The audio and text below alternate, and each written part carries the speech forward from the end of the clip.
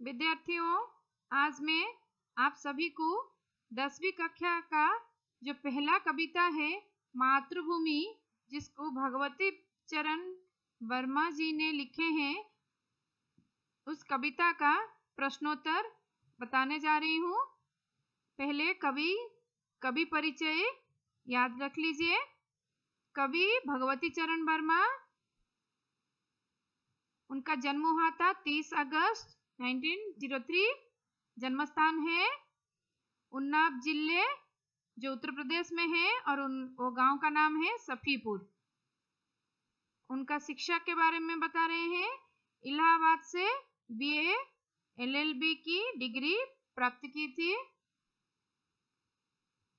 उन्होंने विचार और नवजीवन नामक पत्रिकाओं का संपादन किए थे।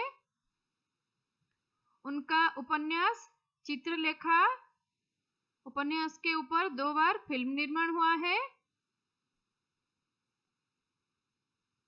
भूले बिसरे चित्र उपन्यास के लिए उन्होंने साहित्य अकादमी द्वारा उन्हें साहित्य अकादमी द्वारा पुरस्कृत किया गया था। अपने खिलौने, और भी उपन्यास वो लिखे हैं। अपने खिलौने, पतन, 3 वर्ष, टेढ़े मेढ़े रास्ते, युवराज चुंडा, ये उनके उपन्यास है। कहानी भी वो लिखे हैं। कहानी का नाम है मेरी कहानियां, मोर्चाबंदी और संपूर्ण कहानियां। कविता भी वो लिखे हैं, मेरी कविताएं, सविनय और एक नाराज कविता। नाटक भी वो लिखे हैं, मेरे नाटक, वसीयत। और उनका देहांत कब हुआ था? 5 अक्टूबर 1981। अभी प्रश्नोत्तर देखते हैं। एक वाक्य में उत्तर लिखिए। प्रश्न 1, कवि किसे प्रणाम कर रहे हैं? कवि मातृभूमि को प्रणाम कर रहे हैं। प्रश्न 2, भारत माँ के हाथों में क्या है? भारत माँ के एक हाथ में न्याय पताका, दूसरे हाथ में ज्ञानदीप है। क्वेश्चन 3, आज माँ के साथ कौन है? आज माँ के साथ कोटि कोटि जन है और करोड़ों करोड़ों लोग हैं। सभी और क्या गूंज उठा है? सभी और जय हिंद का नाद गूंज उठा है।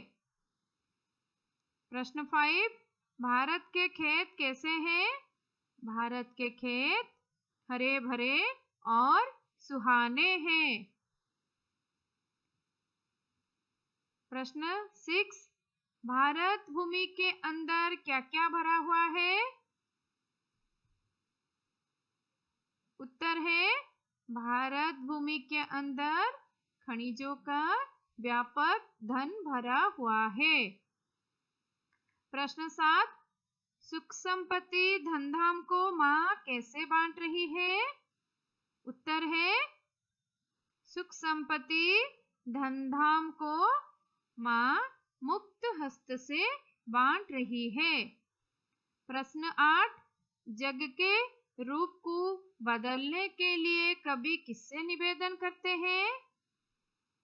उत्तर है जग के रूप को बदलने के लिए कवि भारत माँ को निवेदन करते हैं। प्रश्न 9, जय हिंद का नाद कहाँ कहाँ पर गूंजना चाहिए? जय हिंद, उत्तर है जय हिंद का नाद सकल नगर और ग्राम पर गूंजना चाहिए। ये था एक वाक्य में उत्तर। अभी 2-3 वाक्यों में उत्तर देखते हैं। पहला प्रश्न है, भारत माँ के प्रकृति सौंदर्य का वर्णन कीजिए। जो कविता में द्वितीय स्टांजा में है, उसका उत्तर है मातृभूमि के खेत हरे भरे और सुंदर है। यहाँ के वन उपवन फल फूलों से सुशोभित है। मातृभूमि के अंदर खनिजों का व्यापक धन भरा हुआ है, जिसे भारत माता अपने मुक्त हाथों से बांट रही है। प्रश्न 2 है, मातृभूमि का स्वरूप कैसे सुशोभित है? उत्तर है, भारत माँ के एक हाथ में न्याय पताका है, दूसरे हाथ में ज्ञानदीप है। मातृभूमि के अंदर खनिजों का व्यापक धन भरा हुआ है, जिसे भारत माता अपने मुक्त हाथों से बांट रही है। अभी थर्ड में क्या है? अनुरूपता।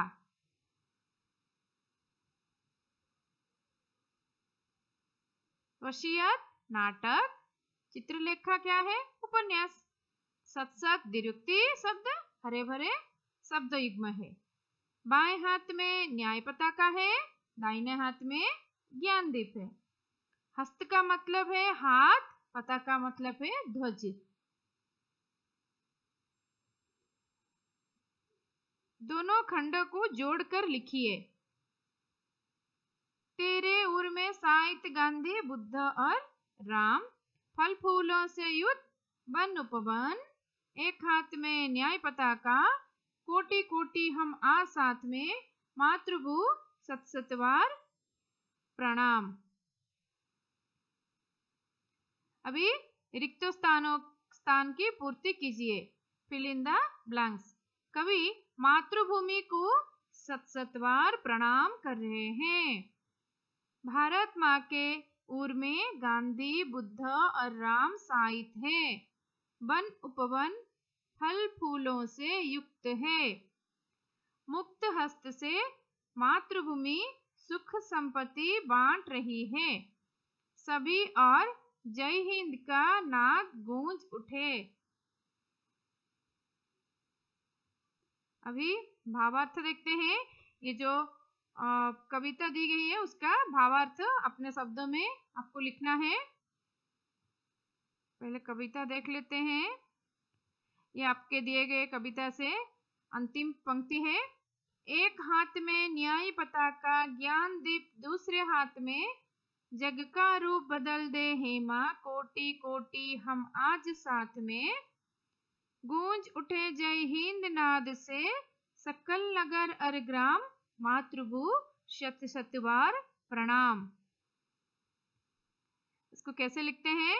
प्रस्तुत पंक्तियां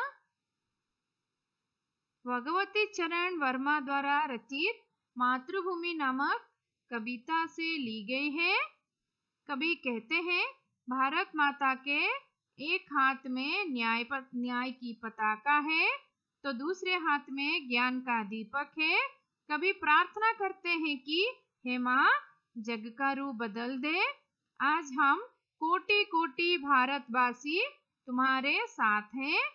सारे देश में, ग्राम ग्राम और नगर नगर में जय हिंद का नाद गूंज उठे हैं माँ। यह है वो कविता का भावार्थ। अभी पद्य भाग को पूर्ण करने के लिए दिया गया है, जो आपके किताब में है वो आप देखकर भी लिख सकते हैं। फिर भी मैं यहाँ पर पढ़ लेती हूँ।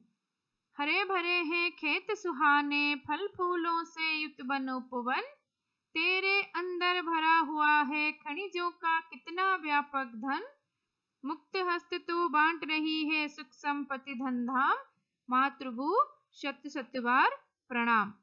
आशा करती हूँ आप लोगों को ये सब प्रश्नोत्तर पढ़ने में कोई दिक्कत नहीं होगी। और ये कविता में एक एक्स्ट्रा क्वेश्चन भी आ सकता है परीक्षा में, इसके लिए भी आप लोगों को तैयार होना पड़ेगा। ये प्रश्न देख लीजिए। मातृभूमि कविता का सारांश अपनी भाषा में लिखें।